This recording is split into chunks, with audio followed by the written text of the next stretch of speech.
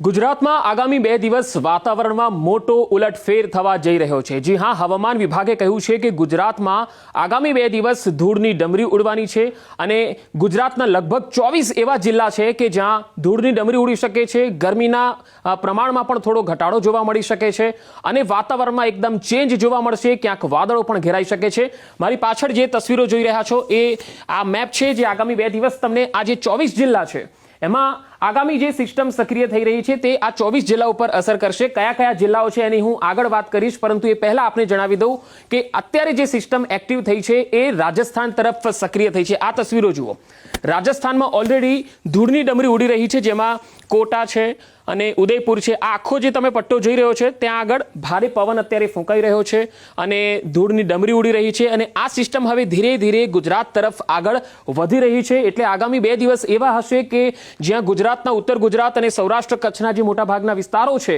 ત્યાં આ સિસ્ટમ છે એ ધીરે ધીરે આગળ જશે અને આગામી 2 દિવસ ગુજરાતના વાતાવરણમાં પણ ફેરફાર થઈ શકે છે। ફરી એક વખત આ તસવીરો જુઓ, અત્યારે જે વિન્ડી મેપના માધ્યમથી હું આપણે બતાવી રહ્યો છું કે આ ધૂળની જે ડમરી છે એ ધીરે ધીરે રાજસ્થાનથી આગળ વધીને ગુજરાત તરફ જઈ રહી છે અને ગુજરાતમાં અત્યારે જે ઉત્તર ગુજરાતનો પટ્ટો છે એ સૌથી વધારે વાતાવરણ પહેલા ચેન્જ થશે, ત્યારબાદ કચ્છ અને સૌરાષ્ટ્રના જે ભાગો છે, દરિયા કિનારાના તમામ ભાગો છે ત્યાં ધૂળની ડમરી ઉડી શકે છે, વાદળો ઘેરાઈ શકે છે, જોરદાર પવન ફૂંકાઈ શકે છે। આ પ્રકારની સ્થિતિ છે એ અત્યારે દેખાઈ રહી છે અને અત્યારે રાજસ્થાનના જે ભાગો છે, ઉદયપુર છે અને જયપુર છે, આ વિસ્તારોમાં અત્યારે ઓલરેડી પવન ફૂંકાઈ રહ્યો છે। હવે કયા કયા 24 જિલ્લા છે કે જેમાં આ સિસ્ટમ પ્રોબ્લેમ ઊભી કરી શકે અથવા તો વાતાવરણમાં ફેરફાર લાવી શકે છે, તો આ 24 જિલ્લા છે જે યલો કલરમાં આપ જોઈ રહ્યા છો એ 24 જિલ્લા ઉત્તર ગુજરાતના તમામ, બનાસકાંઠા, સાબરકાંઠા, પાટણ, મહેસાણા, અરવલ્લી, ગાંધીનગર, આ તમામ ઉત્તર ગુજરાતના જિલ્લાઓમાં આ સિસ્ટમ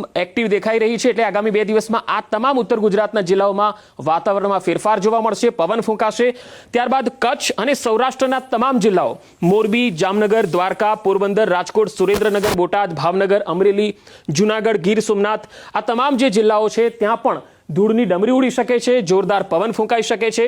મધ્ય ગુજરાતના પણ ખેડા અને આણંદ, અમદાવાદ, ગાંધીનગર, આ જે પટ્ટામાં પણ હવામાનમાં થોડો બદલાવ જોવા મળી શકે છે, પવન ફૂંકાઈ શકે છે, ધૂળની ડમરી ઉડી શકે છે। પંચમહાલ, દાહોદ અને મહીસાગરમાં પણ આ જ વાતાવરણ આગામી 2 દિવસ એટલે કે 20 એપ્રિલ સુધી જોવા મળી શકે છે। તો આ મોટાભાગના જે 24 જિલ્લા છે ગુજરાતના જ્યાં આગામી 2 દિવસ દરમિયાન વાતાવરણમાં મોટો ફેરફાર જોવા મળી શકે છે।